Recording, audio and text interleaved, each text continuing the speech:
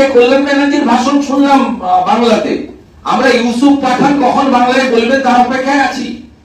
কীর্তি আজাদ, শত্রুঘ্ন সিনহা কখন বাংলায় বলবেন তার অপেক্ষায় আমরা উই আর ওয়েটিং। আমরা রাজ্যসভায় সিন্ধুর অপারেশন আলোচনার সময় সাকেত গোখলের বাংলায় ভাষণ শুনতে চাই। আমরা দেখতে চাই বেঙ্গলি স্পিকিং পিপল আর ওয়েটিং যে ইউসুফ পাঠান বাংলায় বক্তৃতা করছেন, এটাতে কখন দেখবো আমরা? সব মিথ্যা প্রমাণ হয়েছে concerning state government, state police, এবং ওনারা নিজেরাও তুলতে বাধ্য হয়েছে। এবং মমতা ব্যানার্জিও কিছুক্ষণের মধ্যে তুলবেন, আমি আপনাকে বলে দিলাম। মমতা বন্দ্যোপাধ্যায় ব্যাকআউট কিভাবে করবেন যে আমি তো জানতাম না, ওই বাপি খান, ওই রামপুরহাটের ছেলে, এই কথা বলবেন। এটাতে আবারও বলি, এর সঙ্গে বাঙালি, বাংলা ভাষার কোনো সম্পর্ক নেই।